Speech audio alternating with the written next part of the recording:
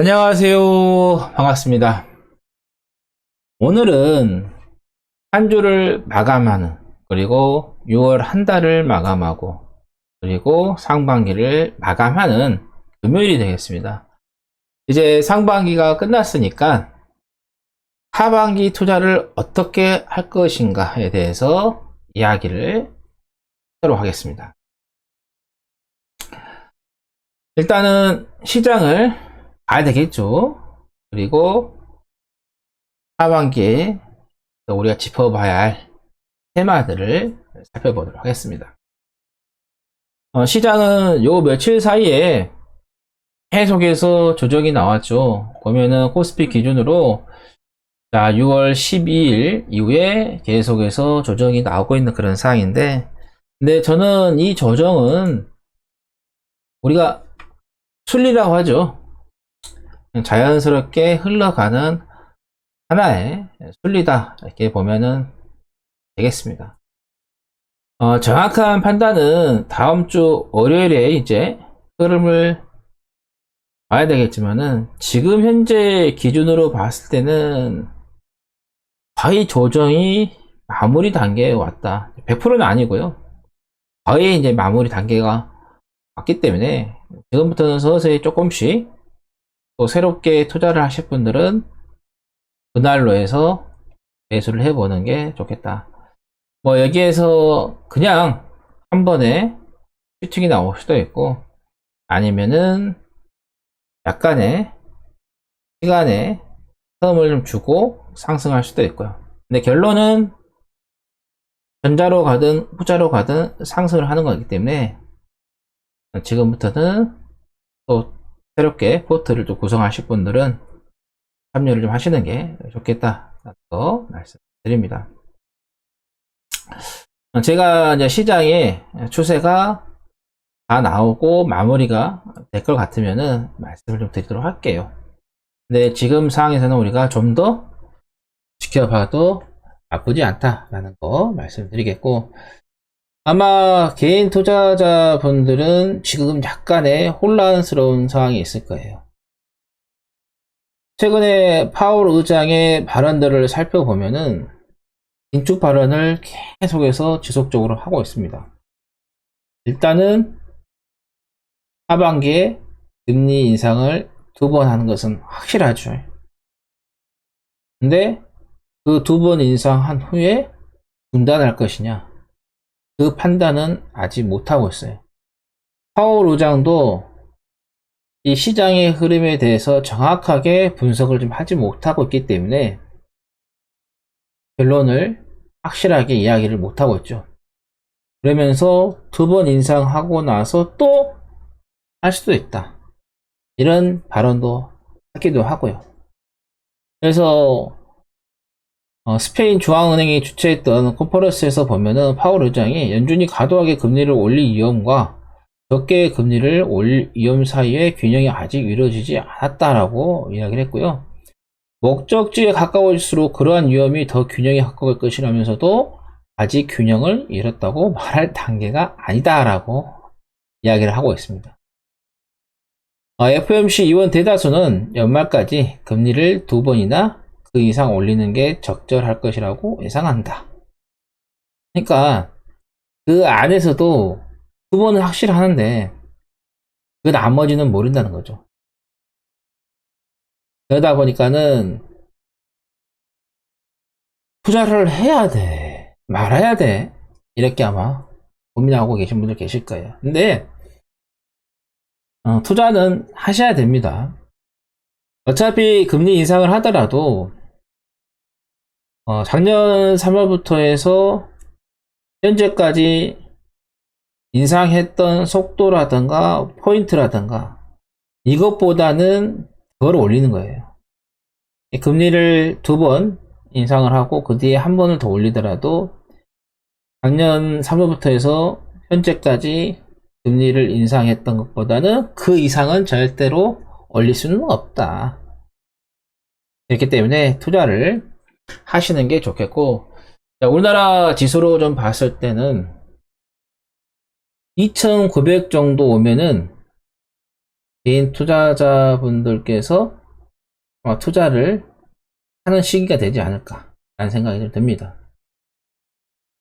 제가 작년 10월, 그 다음에 11월, 그 다음에 12월, 올해 1월, 2월, 3월, 계속해서 이야기를 했던 게, 지금이 바닥이다라고 이야기를 했었고, 여기서 시장이 이렇게 급락이 나왔을 때도 제가 이제부터는 기회입니다라고 이야기를 했었죠. 그러면서 이야기를 했던 게, 여기에서 이제 시장이 하락이 나오니까 개인 투자자들이 어떻게 했습니까? 겉버스 투자를 엄청나게 했죠. 근데 제가 이야기했던 것은 지금은 겉버스를 투자하는 게 아니다. 레버리지를 투자를 하셔야 된다라고 이야기를 했었고, 그 뒤로 이제 시장은 좀 상승세가 나왔어요. 그러니까 여기에서 또는 여기 조정이 나왔을 때 또는 또 여기도 조정이 나왔을 때 투자를 했던 사람하고 이제 지금에 와서 투자를 하신 분들하고 좀 수익률에 있어서 차이가 있겠죠. 근데 제가 분명히 작년에 요 부근에서 이야기 해드렸던 게 시장은 코스피 기준으로 2800에서 2900은 간다. 거기에서 2800이라든가 2900까지 상승하는 데 있어서 매도 물량이 나오지 않는다고 하면은 3000까지도 바라볼 수 있다라고 이야기를 했어요. 이때만 해도 많은 언론사, 증권사, 전문가들이 하나같이 이야기했던 게 불안하다. 더 하락할 수도 있다. 경기 침체 온다. 근데 제가 이야기했던 게 경기 침체 안 옵니다. 안 오기 때문에 지금 투자를 하셔야 된다. 금리를 막 인상을 하고 하는데도 그렇죠. 제가 항상 하는 이야기는 차트는 우리의 눈과 마음과 그 다음에 기보다 빠릅니다. 선행을 합니다. 그래서 지금은 이렇게 상승세가 올라왔고 물론 이제 일본이라든가 대만이라든가 이런 거에 비해서는 상승세가 둔하지만 그래도 제가 그때 이야기한 뒤로 상승세 흐름이 잘 나가고 있습니다. 아마 2900 간다고 하면은 2900에서 투자를 하신 분들은 그때는 아마 우리가 투자하는 데서도 박자가 맞아야 되는데 아마 그때쯤에 투자를 하신 분들은 박자가 엇박자가 날 확률이 높아요. 그러니까 매매 타임을 너무 늦게 잡은 경향이 있다라는 거죠. 그렇기 때문에 투자라는 것은 타임입니다. 어느 자리에서 들어갈 줄 아느냐. 제가 작년에 10월달, 11월달 이때 투자를 들어가셨던 분들은 특히 레버리지를 잡고 계신 분들은 그때 잡으셨던 분들은 지금은 조금이나마 수익을 좀 유지를 좀 하고 계시겠죠. 그리고 이때 이야기했던 게 반도체 삼성전자의 주가가 작년 10월 달에 하락을 해서 많은 투자자들이 실망을 할 때 제가 아닙니다. 지금부터는 투자를 해야 된다 라고 말씀드렸었고 이때 이야기했던 게 이재용 회장이죠. 그때 당시는 부회장이에요. 이재용 부회장이 5만원 사수를 하겠다라고 이야기했어요. 그런 이야기는 그냥 함부로 하는 이야기가 아니다. 삼성의 전략실에서 이야기를 한 거다라고 말씀드렸는데 정확하게 5만 1,800원에서 73,400원까지 어제요. 어제 기준으로 해서 시세가 나왔습니다. 그런 것들도 시장에서 나오는 이야기들 다 들을 필요 없어요. 여러분들께서 포인트를 잡아내는 교육과 훈련을 하셔야 됩니다. 시장에 나오는 모든 정보들 다 답은 아닙니다. 답일 것 같지만 답이 아닙니다. 그 정보 속에서도 답을 찾아내는, 옛날에는 정보가 없어서 투자를 못했지만 지금은 정보가 너무 많아서 투자를 못하죠. 왜? 포인트를 잡아내지 못하니까요. 그래서 상반기에 또 반도체가 좀 갔고, 그 다음에 제가 작년 하반기부터 해서 또 이야기했던 게 조선주죠. 10월, 뭐 11월, 12월, 1월, 2월 지속적으로 조선주들 투자를 하셔야 된다. 그러니까 많은 투자자들이 오류를 범하는 게 주가가 상승이 안 나왔다 해서 쳐다보지를 않아요. 시세가 나오면은 그때 관심을 듣죠. 근데 주식 투자는 시세가 나와서 주가가 막 상승하고 있을 때 투자를 하는 것은, 그거는 타임을 잘못 맞출 수 있어요. 박자가 안 맞을 수가 있다는 거죠. 이때 누구도 조선주에 대해서 긍정적으로 보는 사람들이 없었어요. 그러니까 제가 몇 개월에 걸쳐서 조선주 보셔야 된다라고 이야기를 했는데, 자, 3월부터 해서 6월달까지. 6월달에 이제 5월달에 이렇게 본격적으로 올라왔죠. 그리고 그 전에는 또 이제 인공지능, 챗 GPT 이야기가 나오면서 관련된, 로봇 관련된 종목들이 또 시세가 좀 나왔고요. 이렇게 이제 상반기에 이런 테마들이 상승해서 나왔고, 뭐 엔터 관련된 종목들도 좀 시세가 좀 나왔고요. 이제 하반기에는 어떤 것들이 좀 갈 것이냐. 결론을 말씀드리면 수소, 그 다음에 도심항공 모빌리티, UAM이죠. 그 다음에 STO, 증권형 토큰, 그 다음에 양자 컴퓨터. 이거를 보셔야 되겠다. 지금 뭐 에코프로 비에 뭐 LNF 등 전기차 관련된 종목들이 시세가 많이 나왔죠. 그래서 투자자들이 전기차 쪽에다가 현재 초점이 맞춰져 있는 그런 상태인데, 여기에서 제가 보는 관점에서는 수소 쪽으로 눈을 돌려야 된다. 자, 내연의 기관차의 시대는 시간이 지나면 지날수록 저물어 가는 거죠. 죽어가는 시장이고, 친환경 시장은 어때요? 병아리를 지나서 이제 서서히 계속해서 성장을 하는, 성인이 돼가려고 하는 그런 과정으로 가잖아요. 근데 우리가 한번 생각해 보실 게, 내연 기관차를 보면은 가솔린과 디젤이 나눠져 있습니다. 가솔린이 좋으면 가솔린만 계속 가면 될 것이고, 디젤이 좋으면은 디젤만 계속해서 시장이 만들어졌으면 되겠죠. 근데 둘 다 뭐 장단점이 있으니까,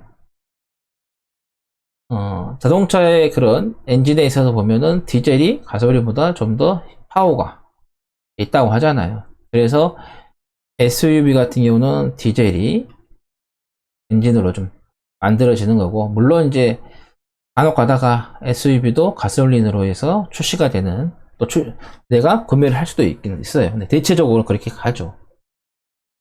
친환경차에서도 마찬가지입니다. 전기차보다는 수소차가 조금 더 힘이 있다고 해요. 그래서 전기차 같은 경우는 이런 승용차 쪽, 그 다음에 뭐 트럭이라든가商用차 있잖아요. 그런 것들은 수소가 더 강점이다라고 하잖아요. 그래서 친환경에서의 전기차는 내연기관차의 가솔린이다. 그리고 수소차는 디젤차다. 이렇게 보면 되겠습니다. 그래서 친환경에서도 전기차만 계속해서 갈 수는 없습니다. 전기차에도 장단점이 있기 때문에, 지금 이제 아직까지는 이제 기술이 완전히 궤도에 올라오진 않았지만은, 국내 전기차들 보면은 이런 봄이라든가 여름이라든가 가을, 이때는 좋아요. 근데 겨울에 가서 보면은 완충을 하더라도 뭐 30% 정도 또는 40% 정도 완충했을 때, 여름하고 겨울하고 떨어지잖아요. 이 날씨의 영향이 좀 민감해 받는 그런 부분들도 있다는 거죠. 물론 이제 뭐 전고체가 이제 완전히 만들어지고 그러다 보면 이제 그때 가서는 조금 더 나아지겠지만은, 그래서 전기차만 꼭 보지 마시고 수소차도 여러분들께서 보시는 게 좋겠다. 그래서 이번 주에 좀 수소 관련된 이슈들이 좀 나왔죠. 자, 보면은 수소 산업이 본격화에 대한 기대감이 있다. 그래서 인지 컨트롤러스, 세종공업, 뭐 일진 하이솔루스 등 대우 부품, 일진 다이아 등이 상승에 나왔어요. 울산시가 대기 오염 개선과 미세먼지 감소를 위해 올해 수소 전기차 200대를 추가 보급한다.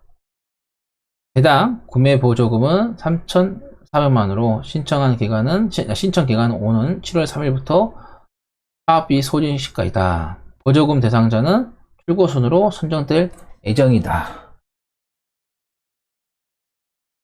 그 다음에 현대차가 미국 수소 사업 본격화.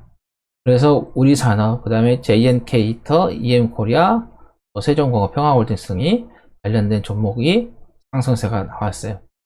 제가 종목 분석에 있어서 JNK 히터에 대한 분석을 해서 영상에 하나 올려놓은 게 있습니다.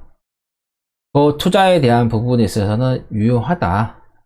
그렇기 때문에 JNK 히터의 영상 보시고 투자 관심을 가져보시는 게 좋겠다 드리겠고, 그 다음에 도심항공 모빌리티, 최근에 조비 종목이 급등을 했죠.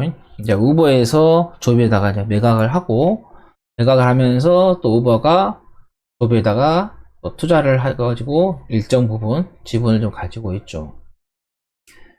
지금 보면은 이제 규제가 하나하나씩 풀리고 있는 그런 상황입니다. 그래서 제가 도심항공 모빌리티, UAM, 그 다음에 나중에 이제 지역 간에 이제 이동하는 RAM이 또 형성이 되겠죠.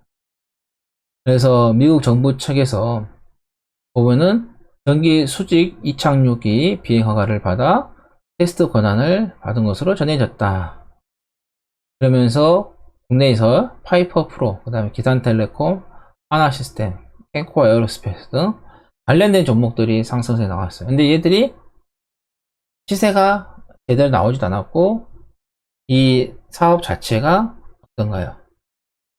이제 시작되는 그런 상태입니다. 그래서 뭐 롯데라든가 현대라든가 뭐 SK라든가 또 SK텔레콤 같은 경우도 조비에다가 투자를 했죠.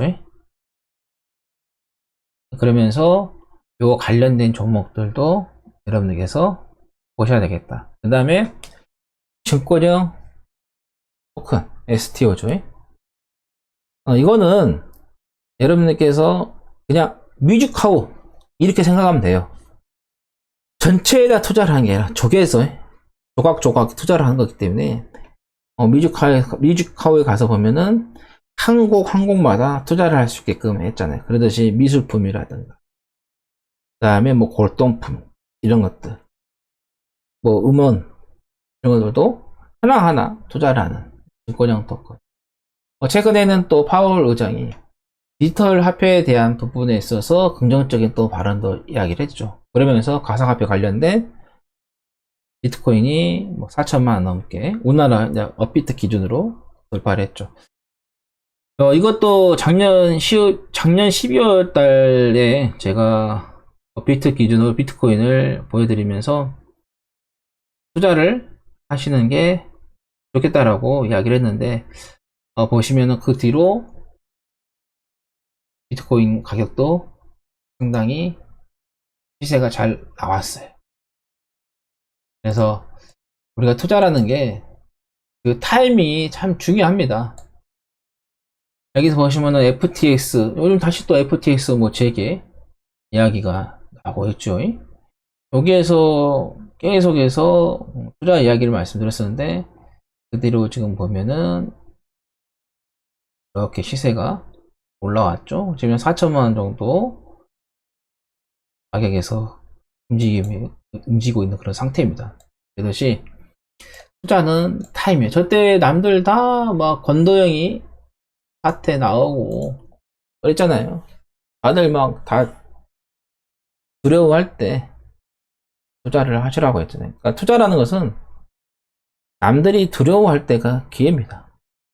시장도 작년 10월 달에 남들이 두려워할 때 제가 투자를 하셔야 된다. 그래서 겉버스버너는 레버리지에다가 투자를 좀 하라고 이야기를 드렸고요.